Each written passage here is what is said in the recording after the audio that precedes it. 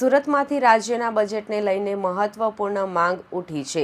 Surat diamond worker યુનિયને રાજ્ય સરકાર સમક્ષ રત્ન કલાકાર કલ્યાણ બોર્ડની રચના કરવાની માંગણી કરી છે। યુનિયનના પ્રતિનિધિઓએ જણાવ્યું કે ગુજરાતના આશરે 25 લાખ રત્ન કલાકારોના હિત માટે બજેટમાં ખાસ જાહેરાત થવી જોઈએ। કલ્યાણ બોર્ડ રચાશે તો મોટી સંખ્યામાં કામદારોને રાહત મળશે અને હાલ ચાલી રહેલા મંદીના માહોલમાં તેમને આર્થિક સહારો મળશે। યુનિયન છેલ્લા 5 વર્ષથી સતત આ મુદ્દે સરકાર સમક્ષ રજૂઆત કરી રહી છે, છતાં હજુ સુધી કોઈ જાહેરાત કરવામાં આવી નથી। આ વખતે બજેટમાં સકારાત્મક નિર્ણય આવશે તેવી આશા વ્યક્ત કરવામાં આવી છે। ગુજરાતના રત્ન કલાકારો માટે આવનારા 2026 બજેટની અંદર રત્ન કલાકાર કલ્યાણ બોર્ડની જરૂર શું કામ?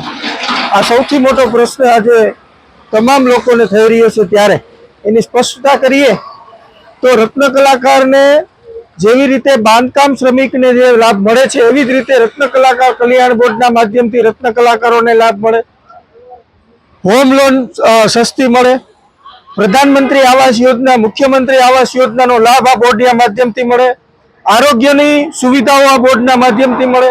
રત્ન કલાકારોના બાળકો જે ઉચ્ચ શિક્ષણ મેળવવા માંગતા હોય આ ઉચ્ચ શિક્ષણ મેળવવાની જે સબસિડી છે એ બોર્ડના માધ્યમથી આપવામાં આવે। રત્ન કલાકારોને સ્કિલ ડેવલપ કરવી હોય તો આ સ્કિલ ડેવલપની પણ સુવિધાઓ આ બોર્ડના માધ્યમથી મળે। એટલા માટે રત્ન કલાકાર કલ્યાણ બોર્ડની માંગણી કરી રહ્યા છીએ અને આ માંગણી છેલ્લા 5 વર્ષથી ડાયમંડ વર્કર યુનિયન કરતું આવ્યું છે।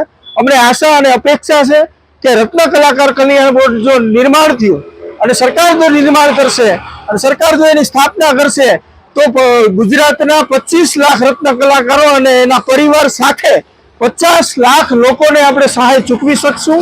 અને આ બોર્ડની અંદર જનપ્રતિનિધિ હોય કે પછી ઉદ્યોગકારોના પ્રતિનિધિ હોય અને રત્ન કલાકારોના પ્રતિનિધિને રાખવામાં આવે, જેથી કરી વહીવટાનો પારદર્શક રીતે જળવાઈ રહે।